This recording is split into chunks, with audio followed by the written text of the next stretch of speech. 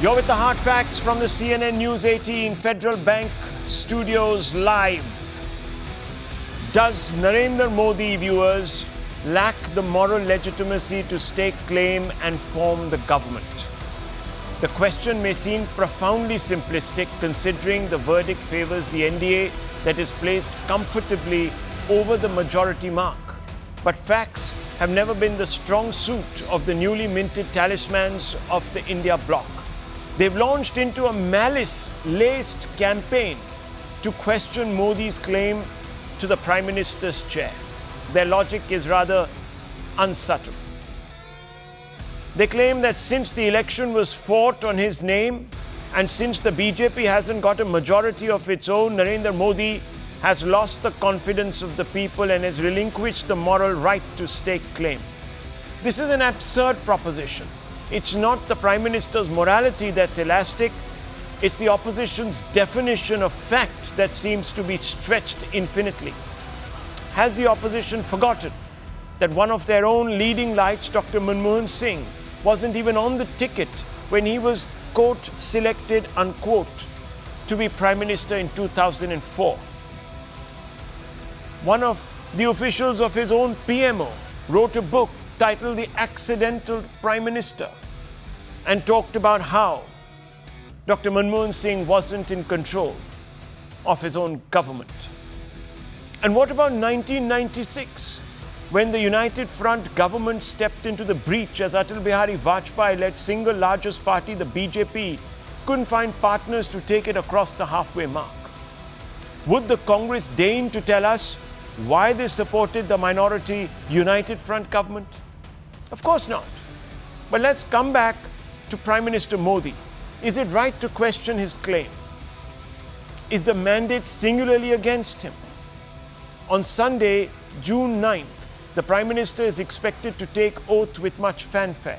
Ahead of the occasion, he has resolved to serve the people with renewed vigor. He has said, "Ours is an alliance that will further national progress and fulfill regional aspirations. We will serve the 140 crore people of India and work towards building a Viksit Bharat," unquote. The statement was met with derisive retorts from the opposition's leading lights. Let's listen in. The people's mandate has given befitting reply to the BJP and their politics of hate, corruption and deprivation. The country has unanimously and clearly stated, we do not want Mr. Narendra Modi and Mr. Amit Shah to be involved in the running of this country. Modi ji single largest majority পায়নি, উনি credibility loss করেছেন, ওনার immediate প্রধানমন্ত্রী থেকে resignation দেওয়া উচিত. So is the mandate really against Modi? Here are some hard facts. And I always bring you the hard facts, viewers, so you can get closer to the truth. You can cut through the rhetoric straight to the fact. The BJP retained 208 of 303 seats it won in 2019. The retention rate comes to 68%. Now, viewers, at such a high retention rate, it suggests that there's no intense anti-incumbency wave against Modi or the Bharatiya Janata Party. This is a fact, viewers. 6 lakh votes, just 6 lakh votes across 33 seats could have given BJP a majority. A number of seats, viewers, were lost by just 2,000 to 8,000 votes. Some of these seats are Chandigarh, Hamirpur, Salampur, Dhaurhara, Dhule, Beed, Arambagh, Daman and Diu. What does all of this tell us? It tells us that, again, there is no antipathy, no intense anti-incumbency against Modi and the BJP. The very fact that he was denied a majority in these 33-odd seats by the slimmest of margins suggests that a large number of people in a direct face-off contest were still wanting him to be Prime Minister with a majority. Third hard fact, BJP won 32 new constituencies across 11 states and union territories. Viewers, some of these are Odisha, Telangana, Maharashtra, Andhra Pradesh, West Bengal, Bihar, Dadar and Nagar Haveli, Chhattisgarh, Andaman and Nicobar, Uttar Pradesh also they won a seat that they never won before. Madhya Pradesh, Karnataka, Kerala of course a breakout state, Telangana another breakout state, viewers. It tells you that the spread of these new constituencies was pan-India. And the takeaways are simple. BJP is seen as the alternative across India. When someone wants to pick someone new, they pick the BJP. BJP is also still growing in states where it's established and of course in which it was never present. The fifth hard fact, BJP lost only 42 out of the 92 seats in direct fights against the Congress. The takeaway is simple. BJP is the first choice of voters in most direct contests against the Congress. And that number changes, viewers, when you see the BJP up against other India Alliance partners. I've tweeted more facts in greater detail. You can have a look at them. Hard fact 6. Total voters who voted in the south for the Bharatiya Janata Party or the Congress. Viewers, look at the numbers. 39 crores. That's the number for the BJP.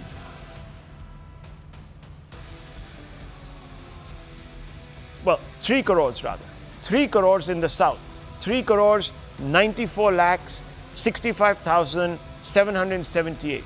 The Congress, viewers, had 3 crores, 91 lakhs, 65,682. The takeaway, more votes for the BJP than the Congress, despite the BJP contesting fewer seats. In fact, the Congress contested more in the south, 94, compared to the BJP's 88, out of a total of 131 seats, viewers. Another hard fact, BJP is ahead of Congress in states and union territories, one with 50% or more votes polled. Yes, viewers, the BJP had 3 union territories and 7 states in its kitty, where it has done exceedingly well, where it is mega dominant. It has more than 50% of the votes polled. Congress, viewers, has only 2 union territories in 1 state, that of Nagaland. More voters overwhelmingly back BJP in more geographies. Votes for BJP across all seats, viewers, let's tally them up. That's 23 crores, 59 lakhs, 73,935 or 36.5% vote share. For the Congress, across all seats, its viewers, almost half of the BJP at 21%. What is the takeaway? That the Congress failed to defeat the BJP despite 10 years of anti-incumbency. It failed. The NDA won 18 out of 22 or 82% of the seats, where women constituted a 10% more turnout than the men. The takeaway is simple. Women back BJP where they are voting in a majority. Viewers, these are some of the hard facts. There are plenty more, of course, and as the data becomes available to us from the Election Commission website and as we pour through it, we'll come up with more details. But let's open this up, viewers, because this will be an interesting debate. Let me first begin with Kamru Chaudhary and Sumansi Raman. Dr. Raman, look, a lot of questions are being asked. I think you were one of those, maybe, I'm not sure, correct me if I'm wrong, who said that, look, Prime Minister Modi went out there seeking this mandate for himself, i.e. he put himself on the ticket. He's come up short, so perhaps he loses the right to stake claim. Maybe it was you, but certainly a large number of other opposition parties, especially their leading lights, have made the same point. Do you agree with this? Look, Rahul, the bottom line is quite simple. Here was a Prime Minister who was going into an election with an absolute majority for his own party, right? That we agree. Now the election has ended and he has lost the absolute majority for his party.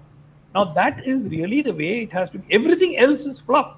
If you are saying that that gives, I agree that this mandate is not in favor of the opposition, because had that been the case, the opposition would have got 272, which has not happened.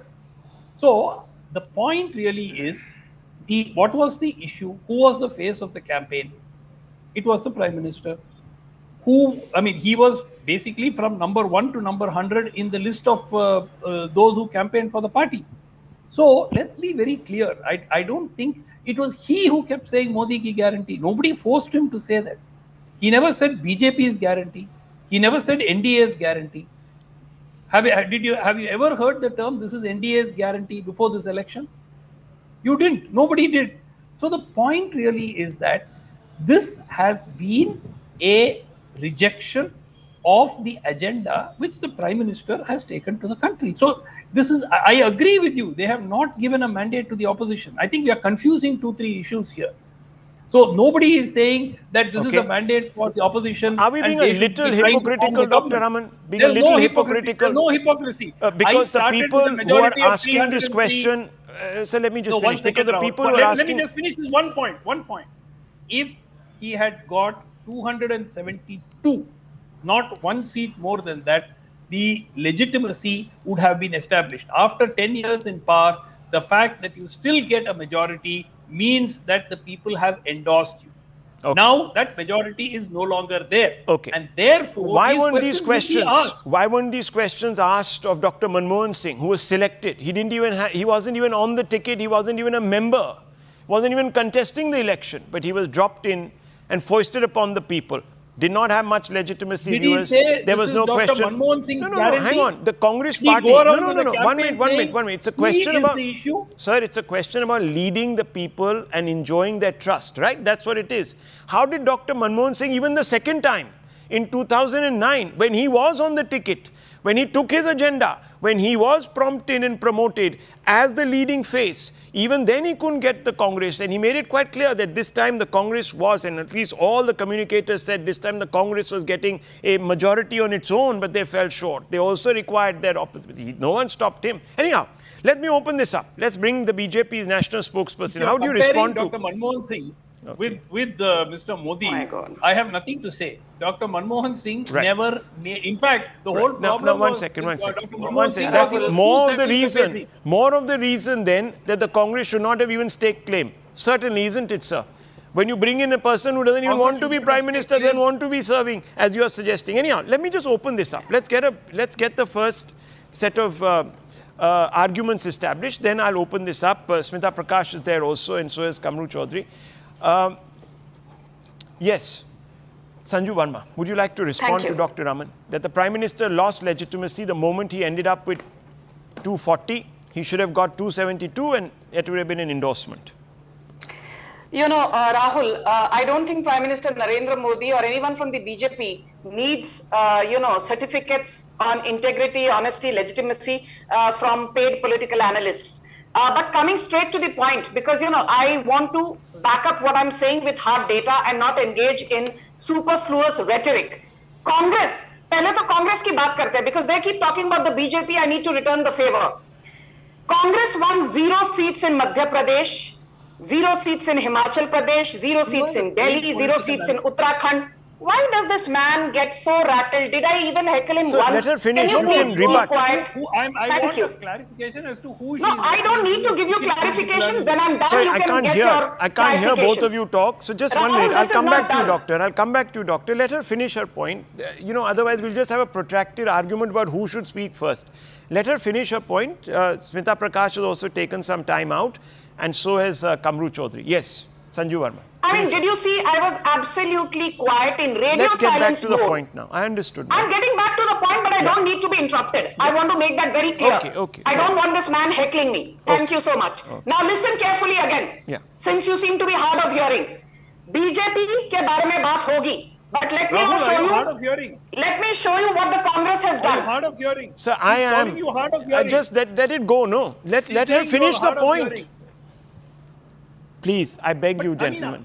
Thank you. I beg you, Dr. Raman and Sanju Verma. Let's get back to the, please. Thank you. Sanju Verma, please, make your point, please. No, I will take 2 minutes. Please don't rush me. Congress won 0 seats in Madhya Pradesh, 0 in Himachal, 0 in Delhi, 0 in Uttarakhand, 0 in Andhra Pradesh, 0 in Jammu Kashmir, 0 in Arunachal Pradesh, 0 in Tripura.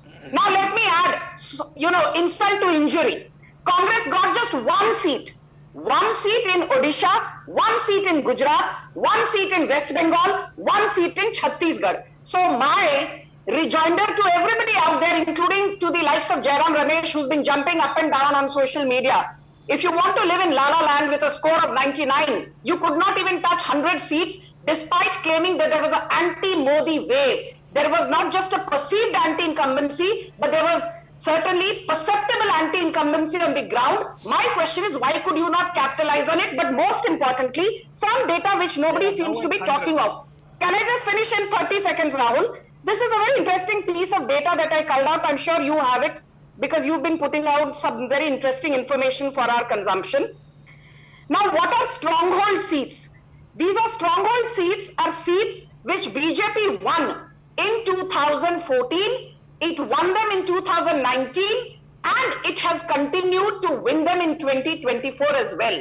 And BJP has continued to maintain its stronghold in 96 seats where consecutively for the last 3 Lok Sabha elections, it has won come what may.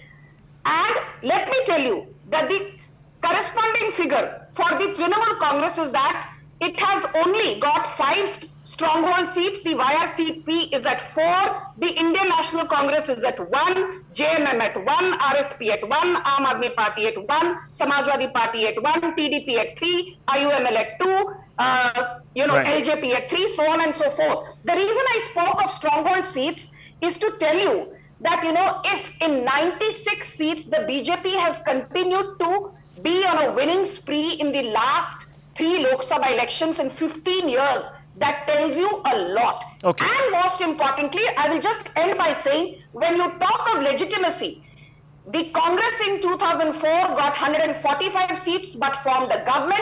The Congress got 206 seats in 2009 but formed a government. And Rahul, interesting data is Congress's tally of 2014, 2019 and 2024, 44 plus 52 plus 99 is still 195 seats. Whereas BJP alone in 2024, despite all these claims about delegitimization, we are at 240. Okay. So don't give your bhashan. Okay. Yahan par bhashan Smita dena Prakash, band kariye. let me bring you in. Smita Prakash, let me bring you in. The question is about the fact... error. Congress is now at 100.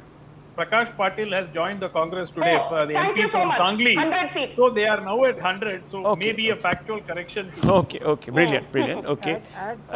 Beg, borrow, or steal is fine. It's all the same. The number is a number. You can steal a single, as they say in cricket, or you can get it through a no ball. Everyone does it. Okay, Smita Prakash. Modi has lost credibility. He should resign. Voters don't want Modi Shah to run the government. This is a mandate against Narendra Modi. How do you respond to these 3 assertions that have been made by Mr. Kharge, Mr. Gandhi and Ms. Banerjee to question his decision to go out there and take oath in 3 days?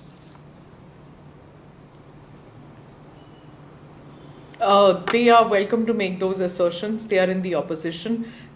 Their mandate is to keep questioning the ruling party. As far as I'm concerned, the way I see it is that it's a mandate to Modi with checks and balances. And you were mentioning Dr. Manmohan Singh's mandate, in the initial introduction that you did. But what about the mandate which, was there a mandate for Deve Gowda, for Chandrasekhar, for Charan Singh, for Gujral? Did any of them who headed coalitions, were they on the ticket? Any of them won the endorsement from the people before the election or after the election? No. India has seen several coalition governments in the past. Each comes with its own set of dynamics. In this case, we have the largest unit heading a coalition when he takes oath of office. And, the way I see it is that conciliation and consultation are the hallmarks of a stable coalition government. That is something that the Modi government will have to see.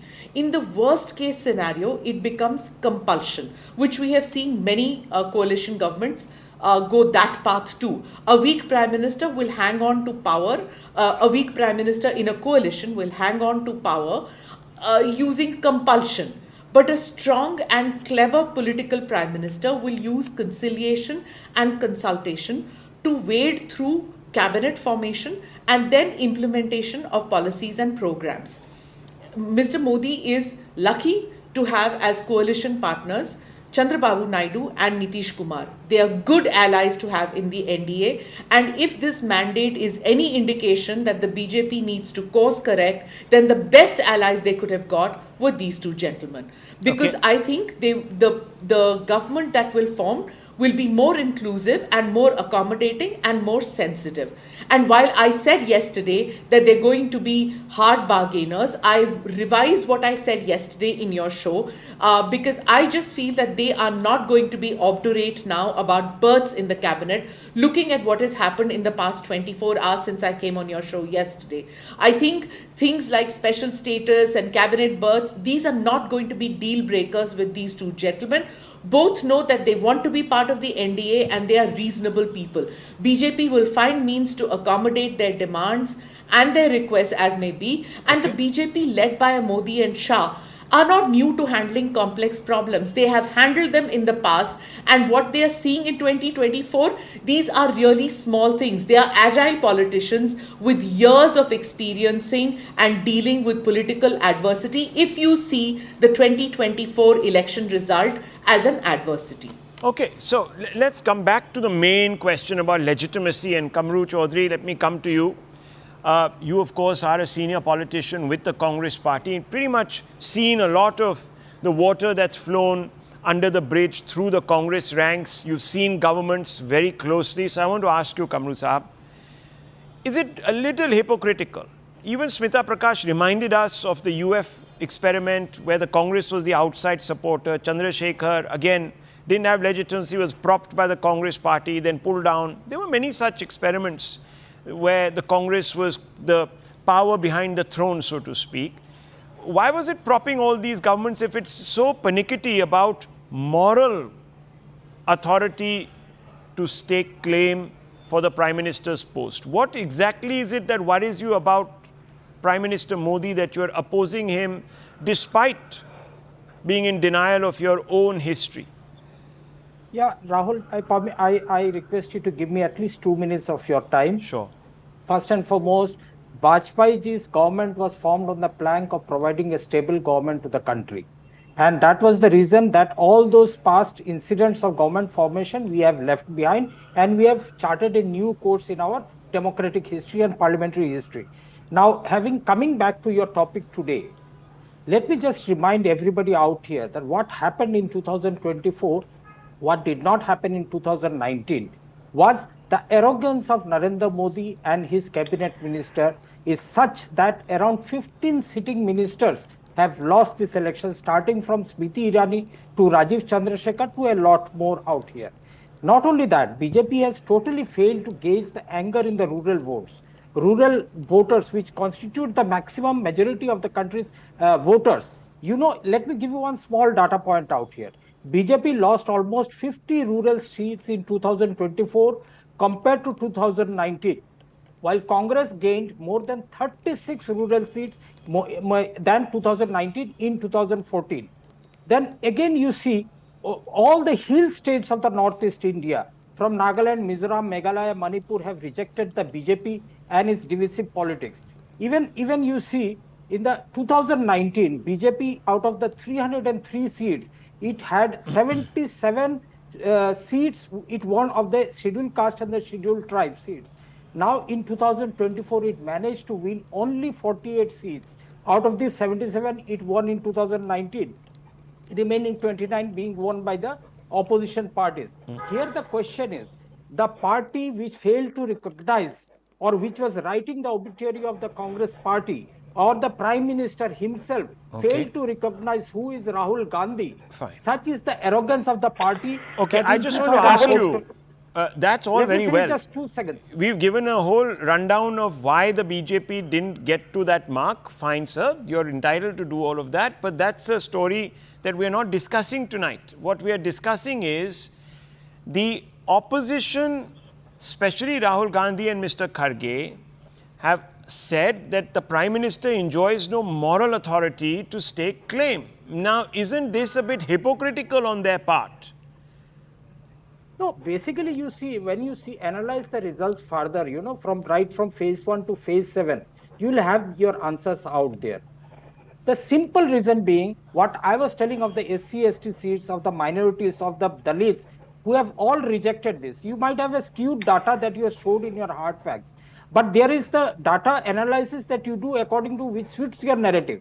If I analyze the data look, according to I have semi-urban seats data where the NDA has lost 12. One second, NDA has lost 12. Have I quoted any wrong data, Rahul? No, you haven't, but it's off the point. That is an the X-ray point. of That's why the point that BJP lost, Modi where has it lost, etc. I'm asking you a very fundamental question tonight, because you are raising questions about the Prime Minister's legitimacy in the eyes of the public, in a court of public opinion.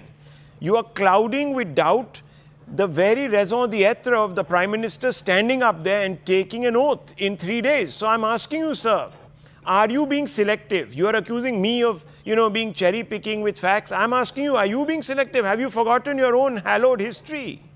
That's what I told. Congress lost elections because of the past, because of the coalition politics that run down the Congress government. So you're saying very clearly, viewers, now listen to this.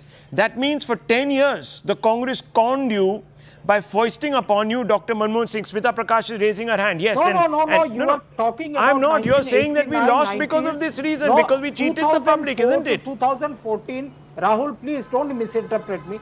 2004 to 2014 was a checkered history in India's development growth history. It laid the foundation for Modi 1 and Modi 2 to take us to a Rahul, can I quickly comment? So you're accepting the mistake, fundamental mistake was to stake claim to power. So you conned the public by doing so. You must have had your reasons. Exactly. That was the mandate that it was. How can it be a mandate, sir, if you're saying that we actually ended up... Anyhow, Smita Prakash wants to come in and then Sanju Verma. Yes. Yeah. Yeah, this is so ripe that Sanju also wants to jump in, and so do I. So, sorry, Sanju, let me take the first dibs on this.